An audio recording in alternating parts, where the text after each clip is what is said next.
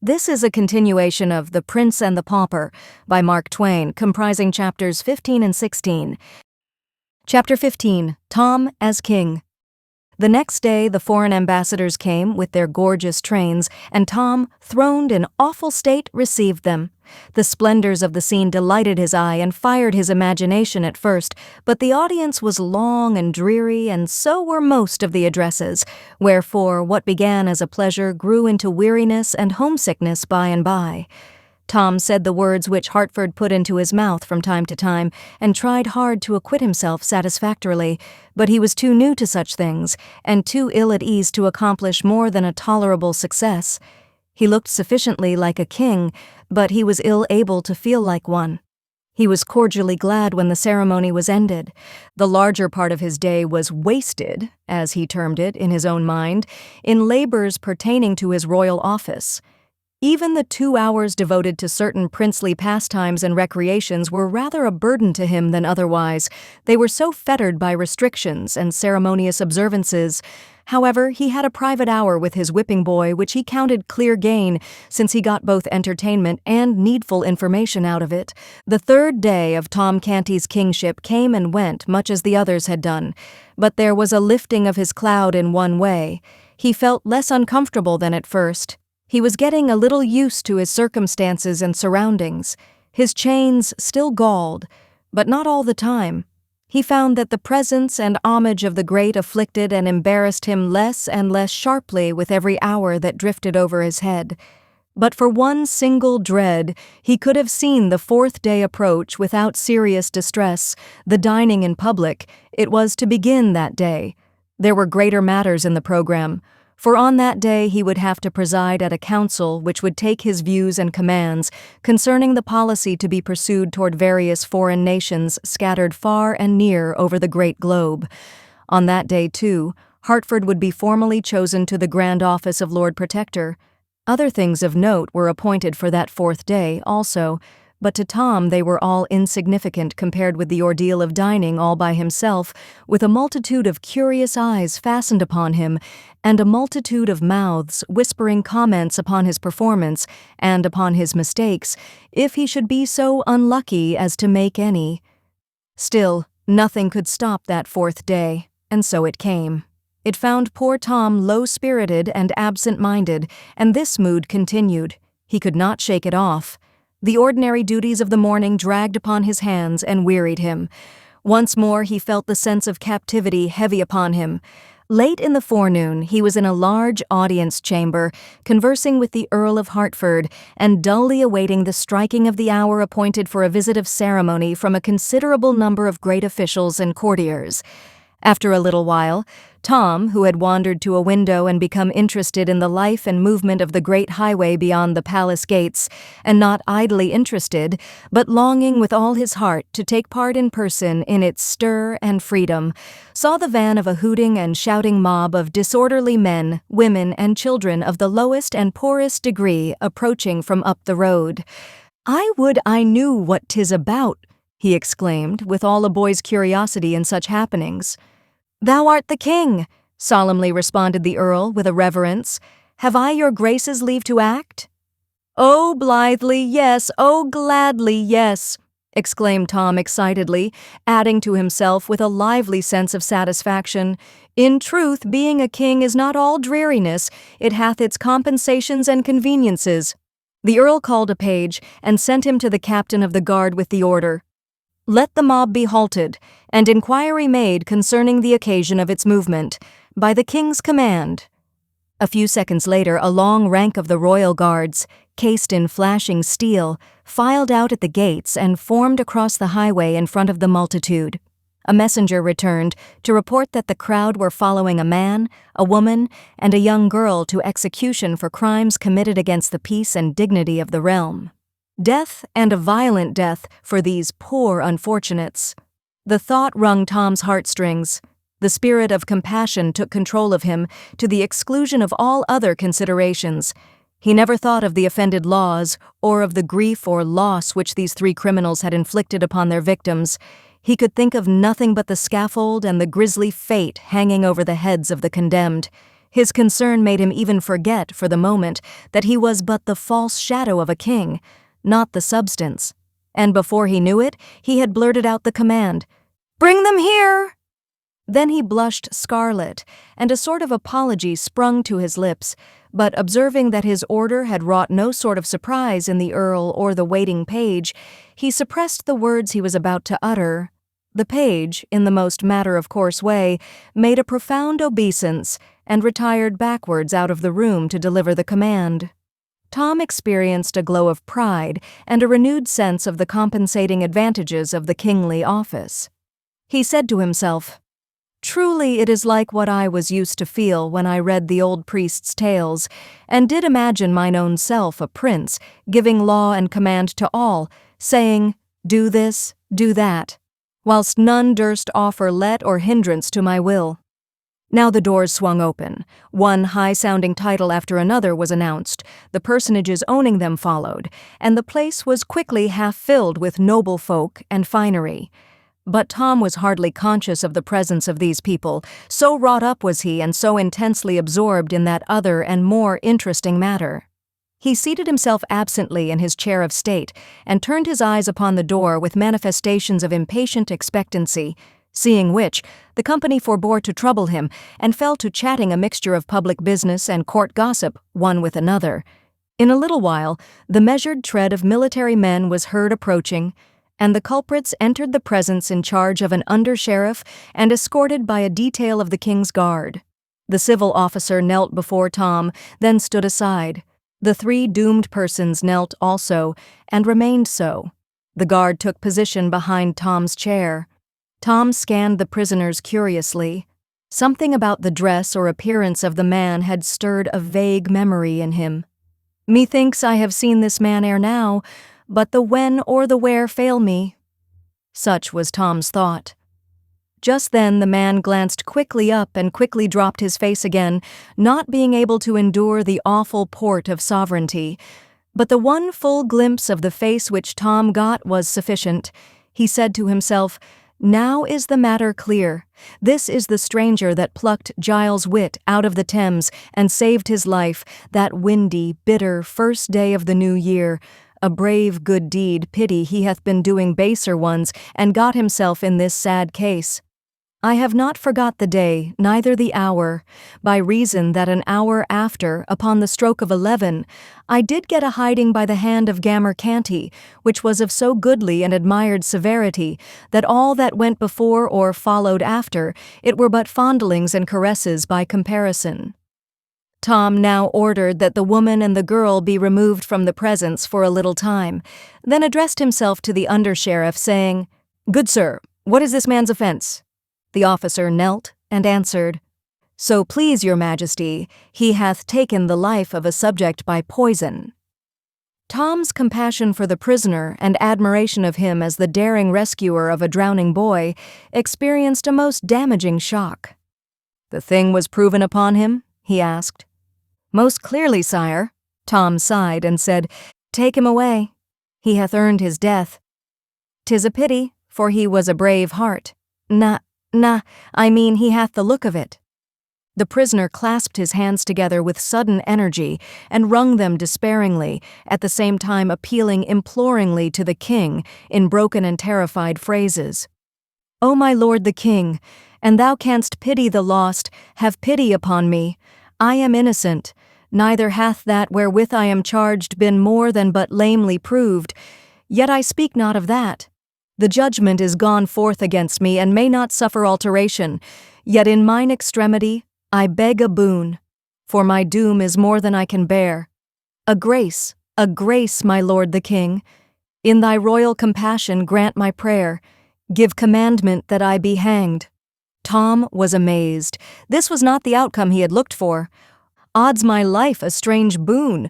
Was it not the fate intended thee?" "Oh, good my liege, not so.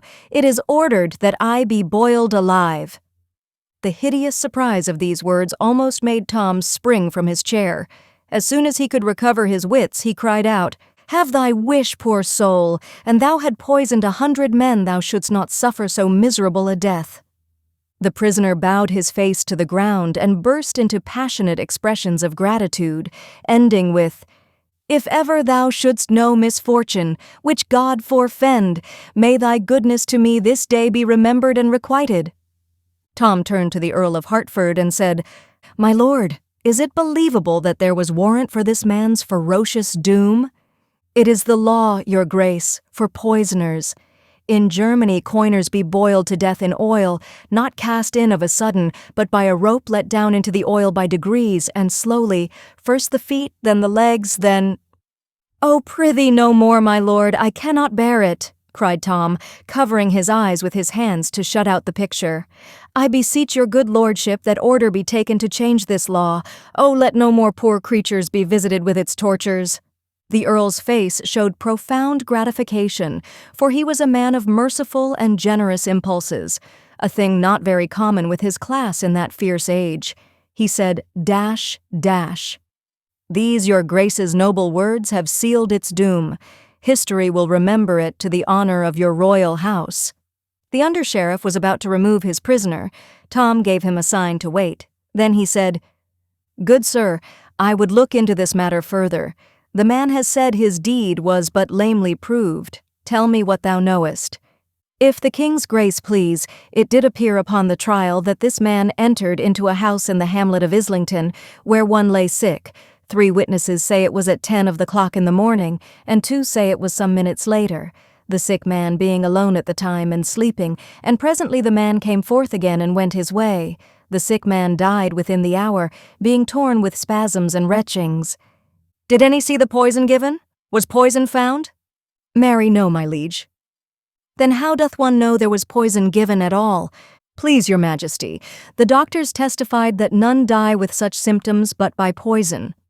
Weighty evidence, this, in that simple age.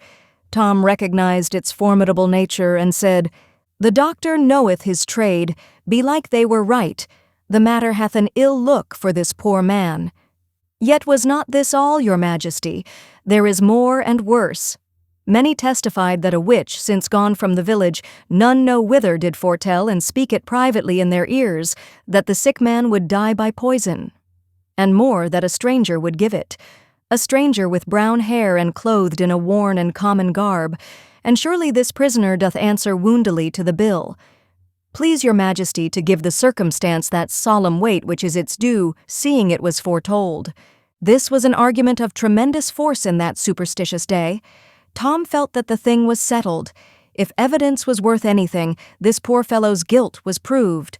Still he offered the prisoner a chance, saying, "If thou canst say aught in thy behalf, speak." "Naught that will avail, my king. I am innocent, yet cannot I make it appear.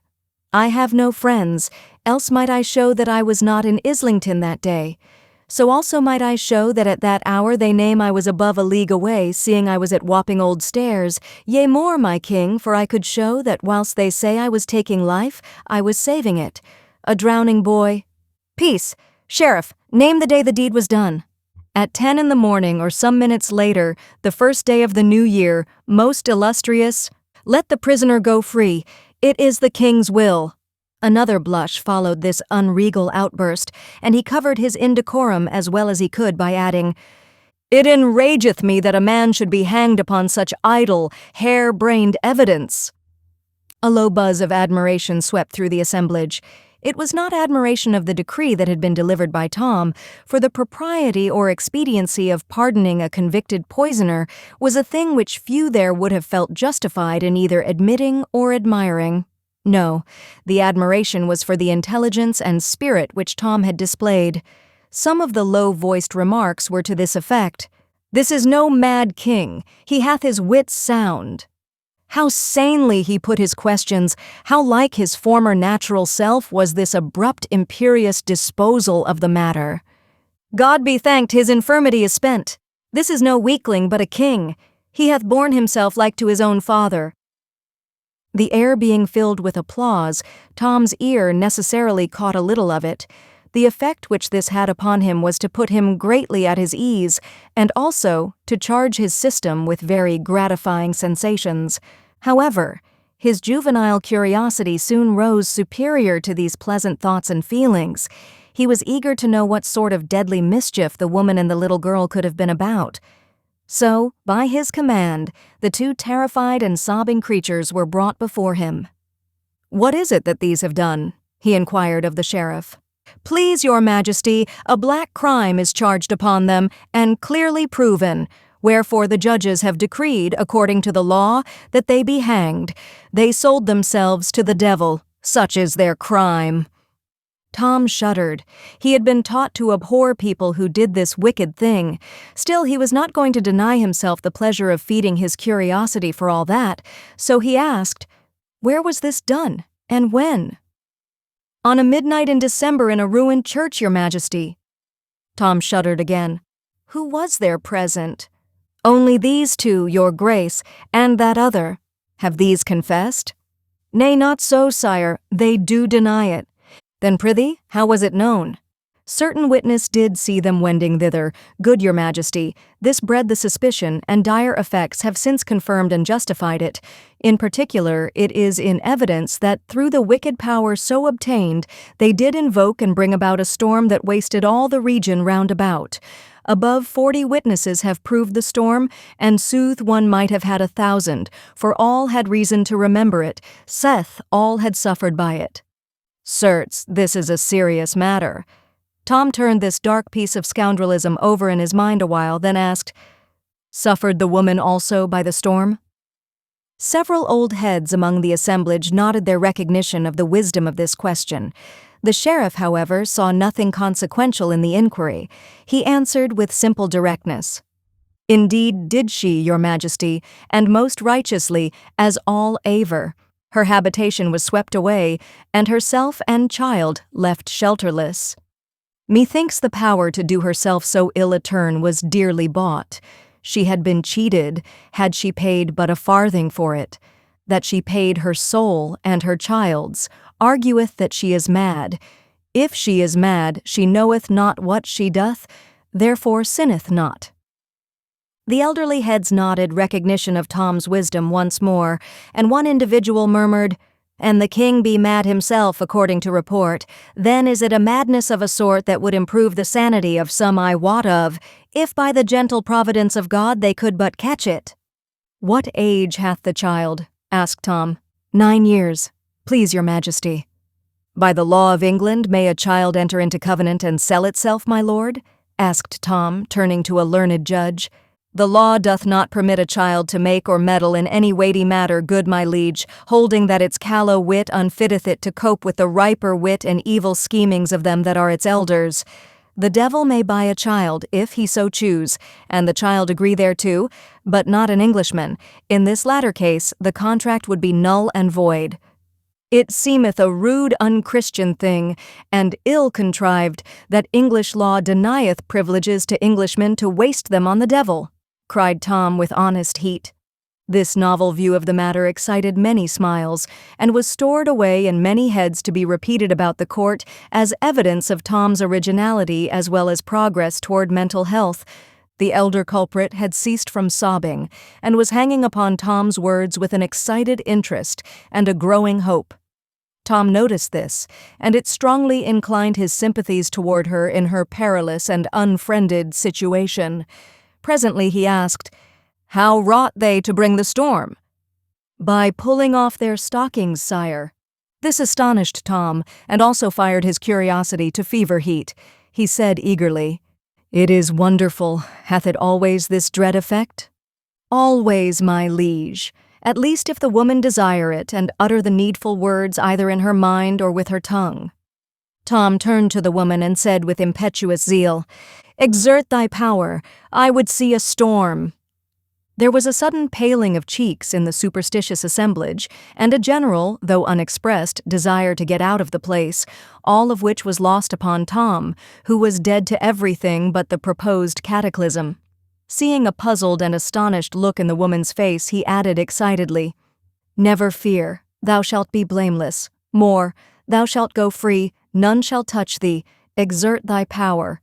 O my lord the king, I have it not. I have been falsely accused. Thy fears stay thee. Be of good heart, thou shalt suffer no harm.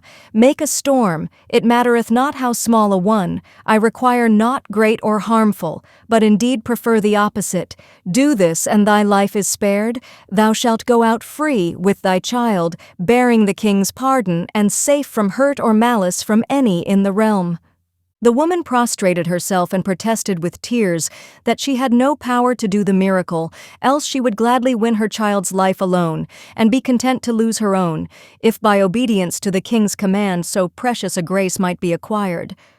Tom urged. The woman still adhered to her declarations. Finally he said, I think the woman hath said true. And my mother were in her place and gifted with the devil's functions. She had not stayed a moment to call her storms and lay the whole land in ruins, if the saving of my forfeit life were the price she got. It is argument that other mothers are made in like mold. Thou art free, good wife, thou and thy child, for I do think thee innocent. Now thou'st not to fear being pardoned. Pull off thy stockings, and thou canst make me a storm, thou shalt be rich. The redeemed creature was loud in her gratitude and proceeded to obey, whilst Tom looked on with eager expectancy, a little marred by apprehension. The courtiers at the same time manifesting decided discomfort and uneasiness. The woman stripped her own feet, and her little girl's also, and plainly did her best to reward the king's generosity with an earthquake, but it was all a failure and a disappointment. Tom sighed and said, There, good soul, trouble thyself no further, thy power is departed out of thee. Go thy way in peace, and if it return to thee at any time, forget me not, but fetch me a storm. Chapter 16. The State Dinner. The dinner hour drew near, yet strangely enough the thought brought but slight discomfort to Tom, and hardly any terror. The morning's experiences had wonderfully built up his confidence. The poor little ash-cat was already more wonted to his strange garret, after 4 days' habit, than a mature person could have become in a full month. A child's facility in accommodating itself to circumstances was never more strikingly illustrated. Let us privileged ones hurry to the great banqueting room and have a glance at matters there whilst Tom is being made ready for the imposing occasion. It is a spacious apartment, with gilded pillars and pilasters, and pictured walls and ceilings. At the door stand tall guards, as rigid as statues, dressed in rich and picturesque costumes, and bearing halberds. In a high gallery which runs all around the place is a band of musicians and a packed company of citizens of both sexes, in brilliant attire. In the center of the room, upon a raised platform, is Tom's table. Now let the ancient chronicler speak. A gentleman enters the room bearing a rod, and along with him another bearing a tablecloth, which, after they have both kneeled 3 times with the utmost veneration, he spreads upon the table, and after kneeling again they both retire. Then come 2 others, one with the rod again, the other with a salt cellar, a plate, and bread. When they have kneeled as the others had done, and placed what was brought upon the table, they too retire with the same ceremonies performed by the first. At last come 2 nobles, richly clothed, one bearing a tasting knife, who, after prostrating themselves 3 times in the most graceful manner, approach and rub the table with bread and salt, with as much awe as if the king had been present. So end the solemn preliminaries. Now, far down the echoing corridors we hear a bugle blast, and the indistinct cry, "Place for the king, way for the king's most excellent majesty." These sounds are momently repeated, they grow nearer and nearer, and presently, almost in our faces, the martial note peals and the cry rings out, "Way for the king!" At this instant the shining pageant appears, and files in at the door, with a measured march. Let the chronicler speak again. First come gentlemen, barons, earls, knights of the garter, all richly dressed and bareheaded. Next comes the chancellor, between 2, one of which carries the royal scepter, the other the sword of state in a red scabbard studded with golden fleur-de-lis, the point upwards.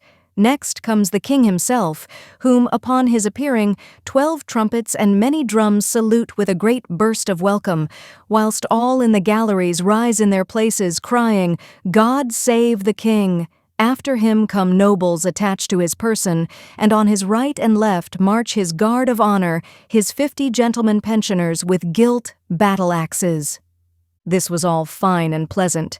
Tom's pulse beat high, and a glad light was in his eye. He bore himself right gracefully, and all the more so because he was not thinking of how he was doing it, his mind being charmed and occupied with the blithe sights and sounds about him.